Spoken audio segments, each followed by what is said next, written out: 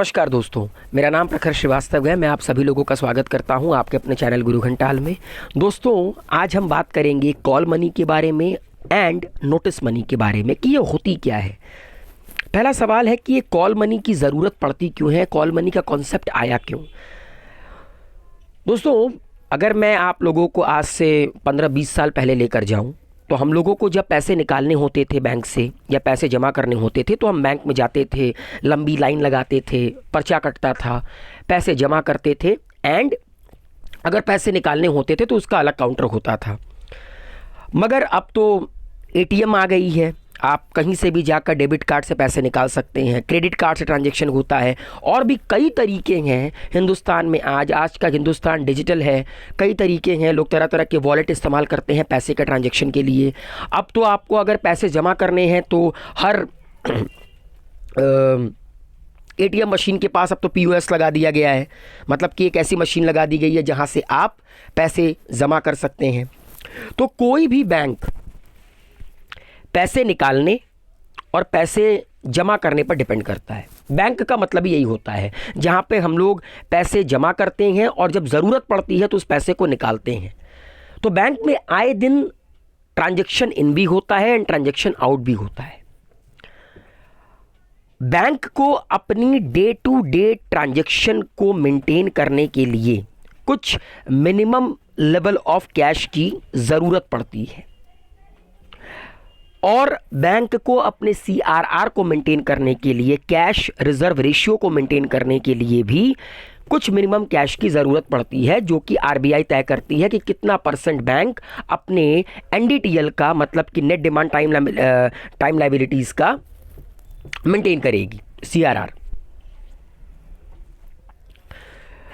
लेकिन कभी कभी होता है कि बैंकों के पास ये जो मिनिमम लेवल ऑफ कैश है, जो कि उसके डे टू डे ट्रांजैक्शन के लिए ज़रूरी है, वो कम पड़ जाती है, क्योंकि कभी कभी 30 त्यौहार पड़ते हैं या कोई हॉलीडे पड़ता है तो ज़्यादा ट्रांजैक्शन आउट हो जाती है और पैसे बैंक में जमा कम होते हैं। तो बैंक के पास वो जो बैलेंस होता है, जो बैंक एक बैलेंस मेंटेन करके चलती है कि हमें इतने पैसे की ज़रूरत है डे टू डे ट्रांजैक्शन के लिए, वो कम पड़ने लगते हैं। यहीं पर कॉल मनी आपकी संजीवनी बूटी बनकर आती है। कॉल मनी क्या होता है कि मान लीजिए कि कोई पर्टिकुलर बैंक है, एसबीआई है, ठीक है।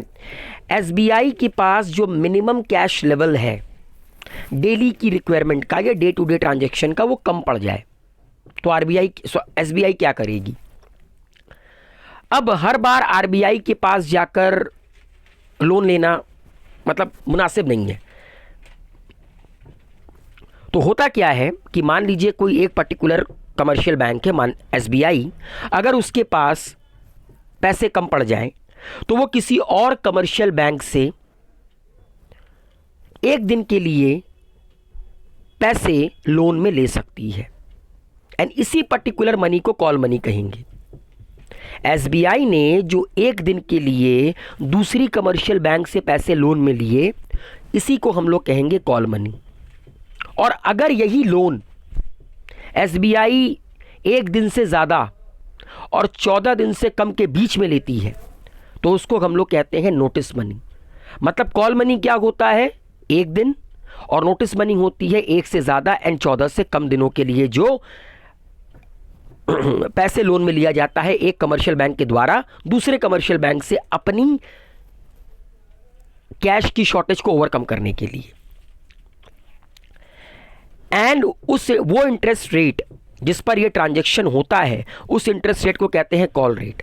अगर एसबीआई दूसरे कमर्शियल बैंक से एक दिन के लिए लोन ले रही है तो वो कुछ ना कुछ गिरवी रखेगी, कोलैटरल रखेगी, एंड वो इंटरेस्ट रेट जिसमें सामने वाली कमर्शियल बैंक एसबीआई को एक दिन के लिए पैसे उधार में देगी, उसे हम लोग कहते हैं कॉल रेट।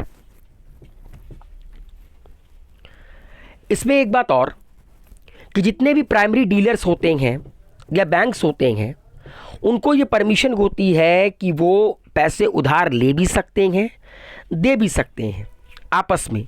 लेकिन जितने भी नॉन बैंकिंग इंस्टीट्यूशंस होते हैं, लाइक म्यूचुअल फंड हो गया या डीएचएफएल हो गया, ये सिर्फ और सिर्फ आरबीआई से ही कॉल मनी या नोटिस मनी का पैसा ले सकते हैं।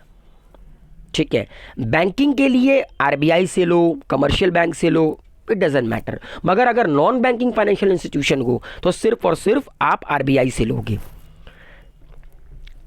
While the demand is mainly ruled by banks, need to maintain cash ratio, but it provides a regular funding source for building short-term assets. लेकिन बैंकों को अपने CRR को मेंटेन करना ही है, अदरवाइज आपको पता है कि आरबीआई पेनाल्टी लगाती है, पहली बार 3%, दूसरी बार 5%, और अगर तीसरी बार दिक्कत हुई तो बैंकों का पूरा लाइसेंस ही रद्द हो जाता है. एक चीज़ मैं क्लियर करना चाहता हूँ, 3% क्या, बैंक रेट प्लस 3%, दूसरी बार बैंक रेट प्लस 5%, और तीसरी बार सीधे रद्द किया जाता है बैंकों का लाइसेंस. तो उम्मीद है मेरे द्वारा समझाया गया call money and notice money आपके समझ में आया होगा. Wish you all a very good luck, take care, goodbye, शबा खैर.